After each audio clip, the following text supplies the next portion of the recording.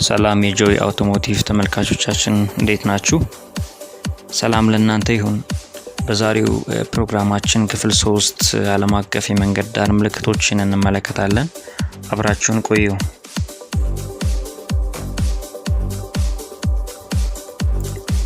እንግዲህ ባለፈው በፕሮግራማችን እንደተመለከትነው ክፍል 2 ላይ ዓለም አቀፍ የመንገድ ዳር ምልክቶችን ስንመለከት የሚከለክሉ ዓለም አቀፍ የመንገድ ዳር ምልክቶችን አይተናል ማለት ነው።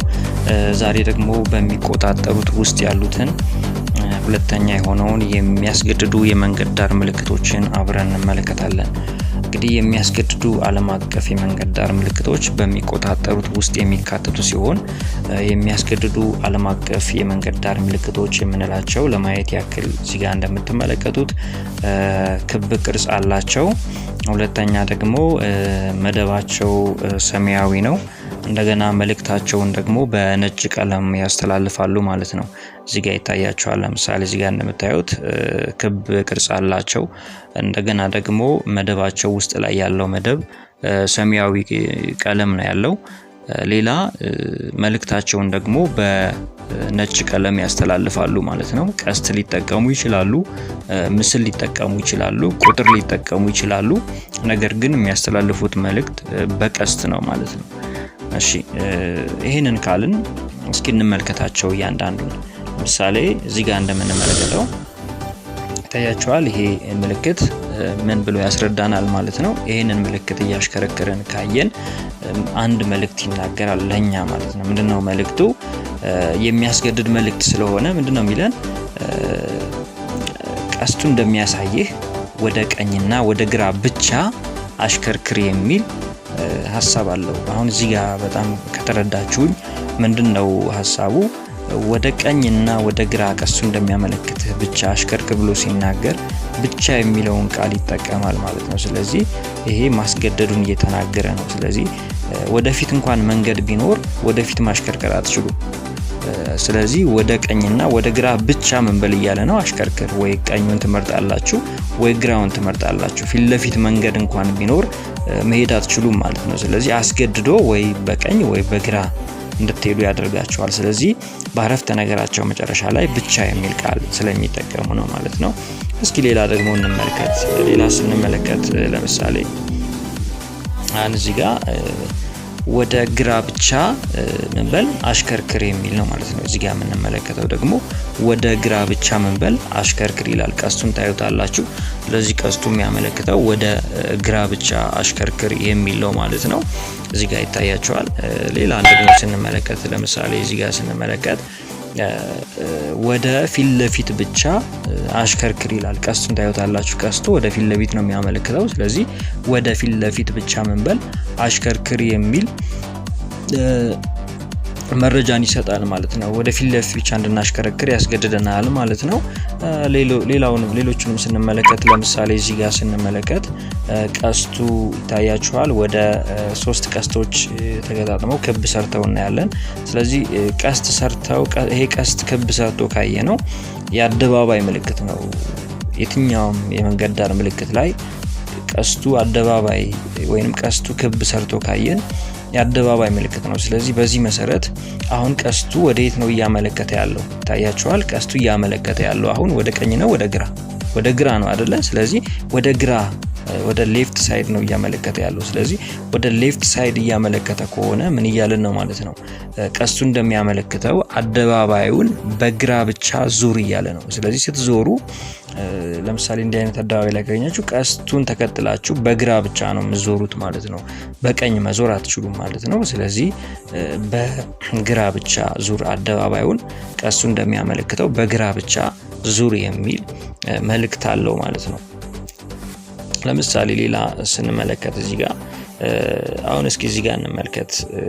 ምሳሌ አሁን እዚህ ጋር የዚህን ተቃራኒ ብንመለከተው ይሄን ነው የምንመለከተው። ታያችኋል። እዚህ ጋር አሁን የዚህ ተቃራኒ ይሄ ነው። ስለዚህ ይሄ ደግሞ ቀስቱ ወዴት የዞረ ነው? ወደ ቀኝ የዞረ ነው ማለት ነው። ስለዚህ ምንድነው ማለት ነው?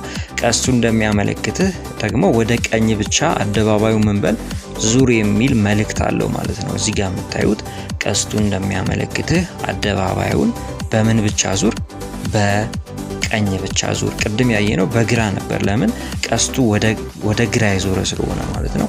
እዚህ ጋር ደግሞ ስንመለከት ቀስቱ ወደ ቀኝ ነው የዞረው። ስለዚህ አደባባዩን በቀኝ ብቻ ቀስቱ እንደሚያመለክተው በቀኝ ብቻ ዙር የሚል መልእክት አለው ማለት ነው።